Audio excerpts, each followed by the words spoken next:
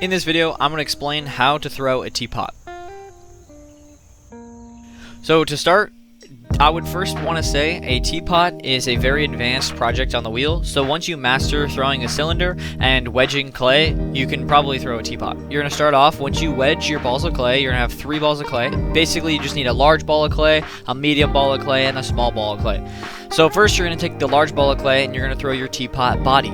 So I would say going into your teapot body, one piece of advice I would give is definitely know what shape you're going to be throwing. Because not everything's going to start with a cylinder. Some bowls need to be pulled outwards more than upwards because they're a wide bowl or a different shape. So with teapots, I know what shape I'm going in with, and I decided to go with a really sharp-edged, kind of like a diamond-shaped teapot.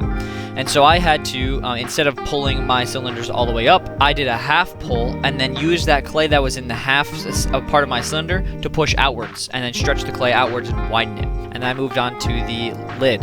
The lid I threw upside down. So for the lid, I put the knob on the bottom of the wheel and threw it upside down. So that means that I pulled the clay upwards and then created the bottom lid, which is the gallery that goes inside of the teapot. But basically, I threw the lid upside down.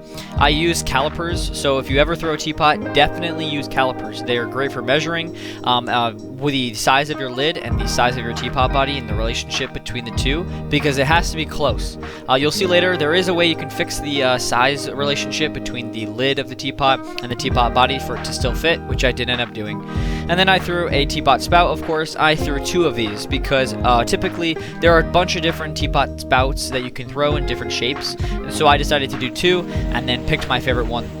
So because I threw this teapot body very sharp and I didn't pull very much clay off the bottom because I wanted it to be a very dynamic and very wide body. So if I pulled all that much clay, there's a high likelihood that the body would just collapse and it wouldn't hold up to the shape that I wanted. So to fix that so I could still have the shape I wanted, I trimmed a lot of clay off later, like a lot of clay off later. And this clay was very groggy, so it was very good to work with. It didn't collapse, so that was good.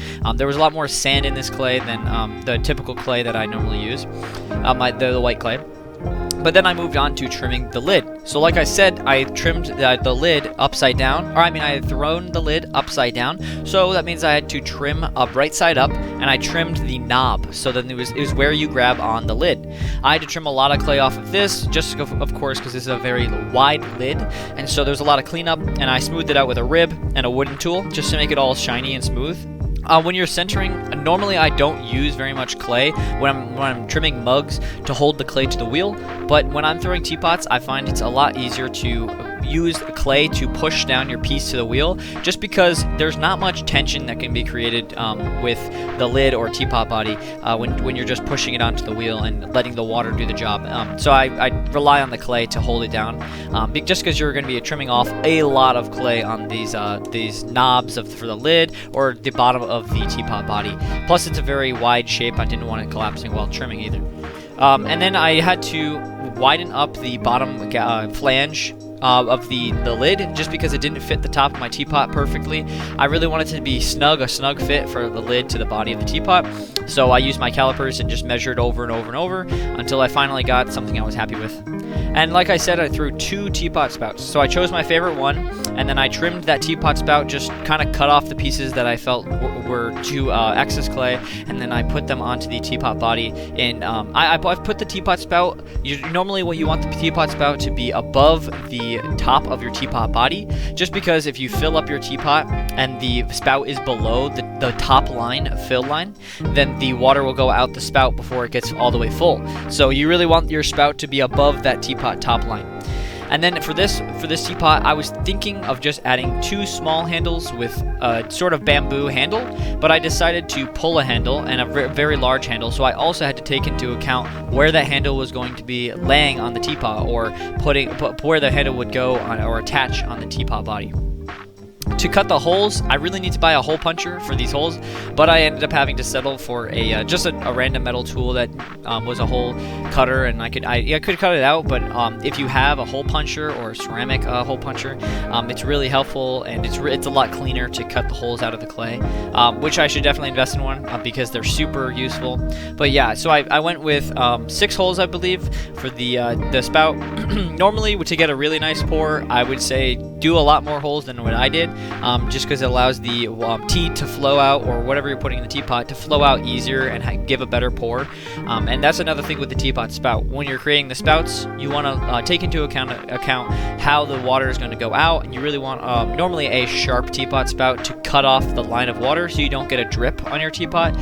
Typically, unfortunately, I do get drips. I haven't made a teapot that has really, really good pour yet, but I'm still practicing. Obviously, you're never going to make a perfect teapot, but I was pretty happy with this one.